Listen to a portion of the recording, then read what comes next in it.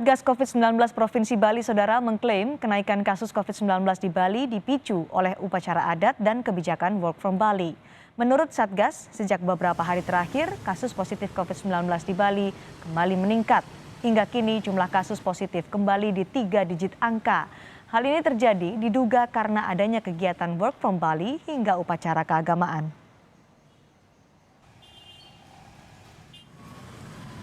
Untuk memastikan kedisiplinan warga akan protokol kesehatan, petugas gabungan di Denpasar, Bali menggelar razia protokol kesehatan dan justisi.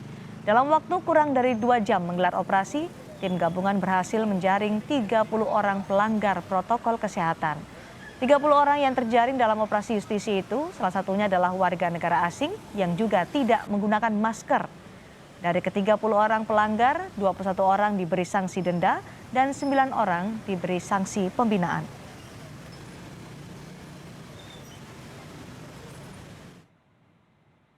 Lalu bagaimana pengembangan pariwisata di Indonesia di tengah pandemi COVID-19? Kami akan tanyakan langsung kepada Menteri Pariwisata dan Ekonomi Kreatif Sandiaga Uno. Selamat sore, Pak Sandi. Selamat sore, Cindy. Terima kasih sudah mengundang di Kompas TV. Terima kasih juga telah bergabung bersama kami, Pak Sandi. Sekarang posisi di mana, Pak Sandi?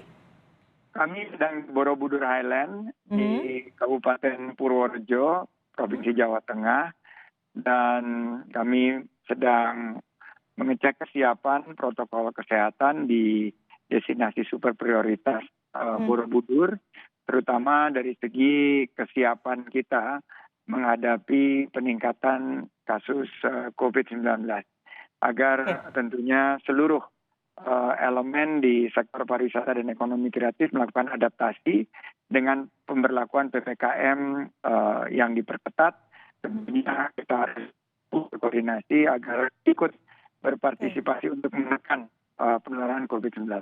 Masih akan dibuka meskipun saat ini kasus COVID-19 di Indonesia terus meningkat imbas dari libur Lebaran kemarin, Pak Sandi?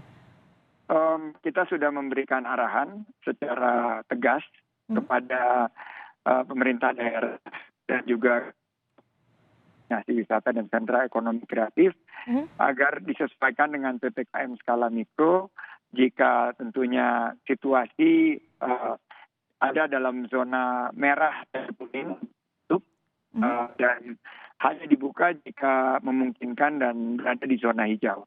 Jadi ini juga kita harus lakukan suatu kebijakan beraktif dan inovatif di tengah pandemi dan tentunya tantangan ekonomi. Kita harus hadirkan bantuan bagi destinasi wisata dan ekonomi. Pak Sandi, sedikit terputus-putus sinyalnya, mungkin kami ingin mempertegas lagi karena sudah ada persiapan untuk pembukaan tempat wisata, sementara saat ini kasus COVID-19 di Indonesia terus meningkat. Apakah ada perketatan protokol kesehatan atau percepatan vaksinasi kepada pelaku usaha pariwisata untuk bisa paling tidak pariwisata ini masih tetap hidup di tengah pandemi COVID-19, mitigasi dan juga risikonya dihitung? Ya, 3 hal yang kita akan lakukan. Pertama adalah tentunya peningkatan protokol kesehatan dengan instruksi yang jelas untuk menutup destinasi wisata dan sentra ekonomi kreatif jika tentunya sesuai dengan PPKM skala mikro mengharuskannya. Yang kedua adalah percepatan vaksinasi. Kita akan secara gencar memasifkan vaksinasi di wisata kreatif dan mendorong kegiatan-kegiatan seperti Bali maupun 5 destinasi super prioritas untuk 70% herd immunity. Yang ketiga adalah tentunya harapan kita sertifikasi CHRI untuk protokol kesehatan dan juga percepatan dana hibah pariwisata yang kita harapkan dan ekonomi kreatif yang betul-betul sekarang sudah sangat membutuhkan bantuan likuiditas. Oke, karena tadi Pak Sandi menyebut Bali, Bali saat ini juga kasus positif COVID-19 tengah meningkat. Pak Sandi dalam beberapa hari terakhir, Sekretaris Satgas COVID-19 Provinsi Bali menyatakan kalau work from home, kebijakan work from home yang pernah Pak Sandi canangkan atau Pak Sandi gaungkan sebagai pemicu kenaikan kasus COVID-19 di Bali. Tanggapan Anda? Mungkin maksud Cindy work from Bali Ya, ya? maksud saya work from Bali ya. Work from Bali ini tentu kami menunggu data dari otoritas yang berwenang Mhm. dan kami siap untuk melakukan langkah penyesuaian. Hasil pembicaraan saya dengan Pak Gubernur Bali bahwa tentunya yang perlu ditingkatkan adalah protokol kesehatan dan vaksinasi yang terus digelar secara masif untuk terutama di 3 destinasi yang akan kita arahkan menjadi zona hijau. Dan tentunya apapun keputusannya, work from Bali itu akan mengikuti penyesuaian. Jika memang tidak dimungkinkan, kita akan hold dan mengikuti hasil keputusan dari otoritas yang berwenang. Jadi kalau disebut sebagai salah satu pemicu kenaikan kasus COVID-19 di Bali, apa jawaban Anda? Tentunya kita tidak boleh langsung mendukung tanpa menuduh tanpa ada data. Dan data ini yang sedang kami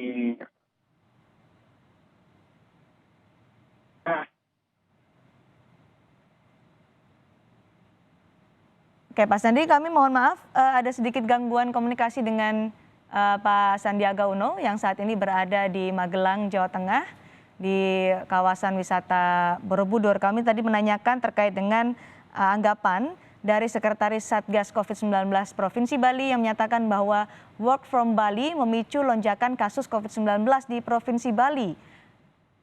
Kami akan mencoba untuk memperbaiki komunikasi kami dengan Menteri Parekraf Sandiaga Uno untuk berbicara terkait apa yang dilakukan oleh pemerintah, strategi dan juga langkah-langkah untuk menghidupkan pariwisata di tengah pandemi COVID-19 dan juga saat ini kasus COVID-19 yang masih meningkat di Indonesia.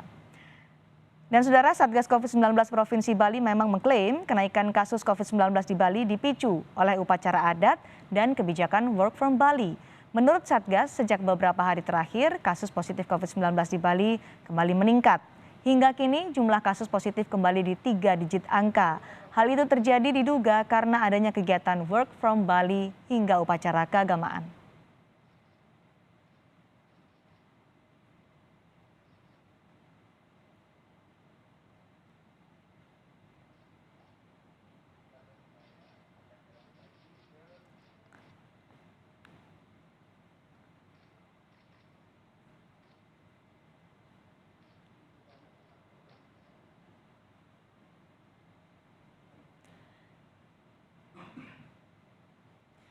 Kami akan terus berusaha menghubungi Menparekraf Sandiaga Uno untuk bicara terkait dengan pengembangan pariwisata atau pemulihan pariwisata di pandemi COVID-19. Kami akan mencoba untuk kembali berkomunikasi dengan Menparekraf. Pak Sandi, bisa mendengar suara saya? bisa, Cindy, dan Baik. kita tentunya menghargai masukan dari teman-teman Satgas. Namun hasil komunikasi saya dengan Pak Gubernur Bali dan Wakil Gubernur Bali yang sudah memberikan klarifikasi bahwa work from Bali masih dievaluasi. Jadi bukan tentunya kita menuduh tanpa ada data-data yang akurat.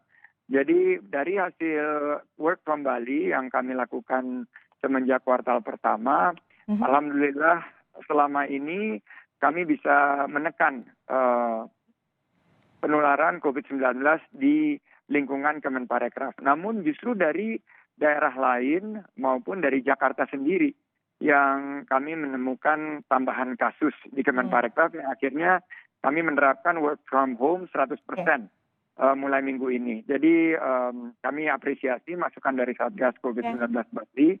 Namun tentunya evaluasi dari otoritas yang berwenang yang nanti akan kami gunakan untuk mengambil keputusan. Demikian, Cindy.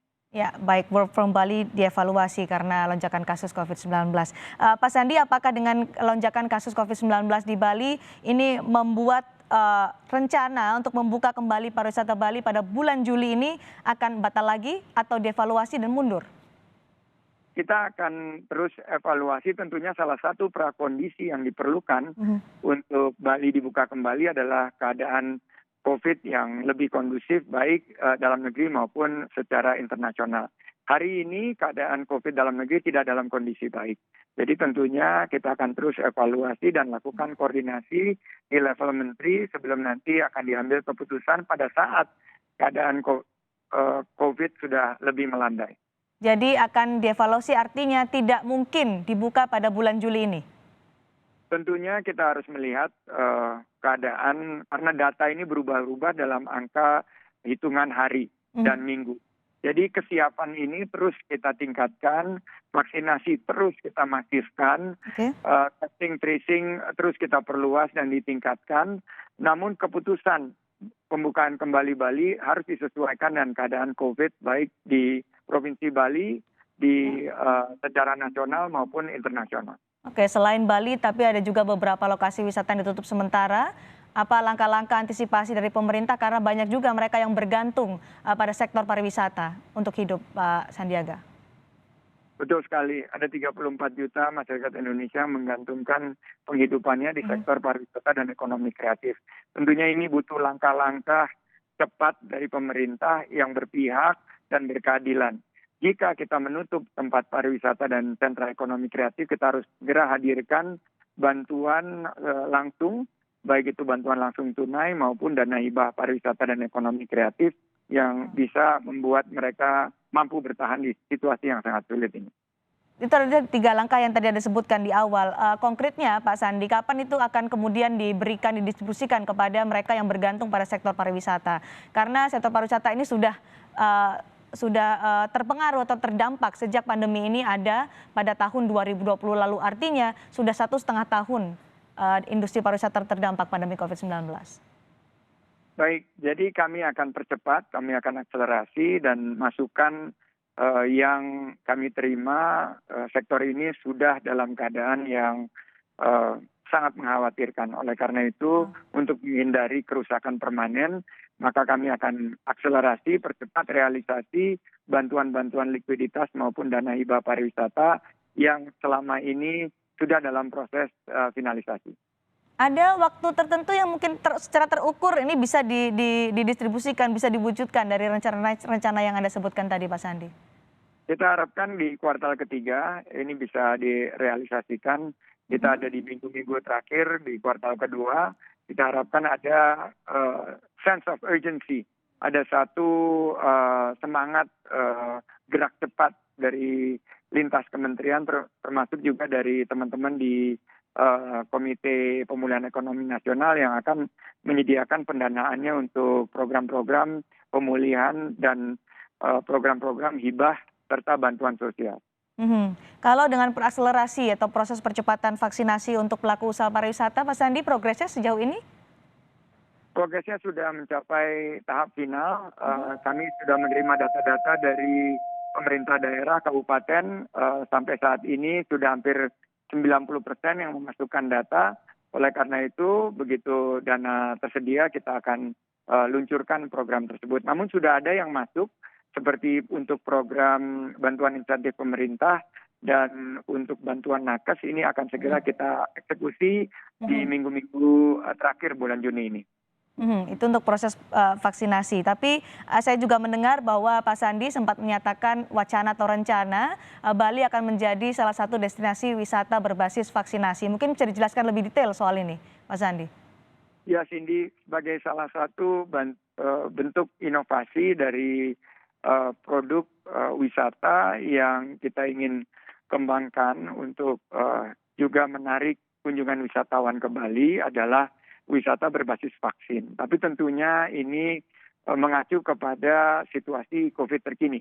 Karena dengan mengurangi mobilitas, kita harus betul mengukur potensi kesuksesan dari wisata berbasis vaksin. Sampai saat ini sudah ada beberapa paket yang siap diluncurkan. Dan tentunya kita akan tunggu sampai kondisi COVID-nya memungkinkan. Kita akan luncurkan khusus untuk wisatawan Nusantara dulu, di mana akan menggunakan vaksin yang disediakan secara gratis.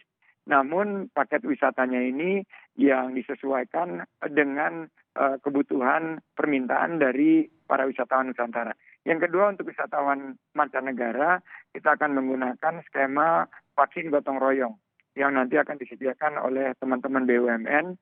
Bapak Presiden dan Menko Perekonomian sudah melakukan koordinasi agar nanti seandainya vaksin gotong royong ini sudah tersedia, kita akan buka juga untuk wisatawan mancanegara seiring dengan pembukaan Bali kembali. Itu jika evaluasi terkait dengan peningkatan kasus COVID-19 sudah dilakukan, baru akan mengambil kebijakan itu, Pak Sandi. Betul, betul Cindy. Jadi ini sekali lagi berbasis data, Mhm. berbasis science, kita akan sesuaikan dengan situasi COVID yang jauh lebih kondusif. Oke, karena itu ada rencana, maka adakah dihitung juga risikonya, bagaimana mitigasinya, karena ini juga melibatkan pergerakan orang yang banyak di lokasi wisata, terutama di Bali. Betul, jadi kita pastikan bahwa keadaan kondisi COVID jauh lebih kondusif, jauh lebih landai, dan zonanya sudah menuju ke zona hijau, baru kita akan lakukan proses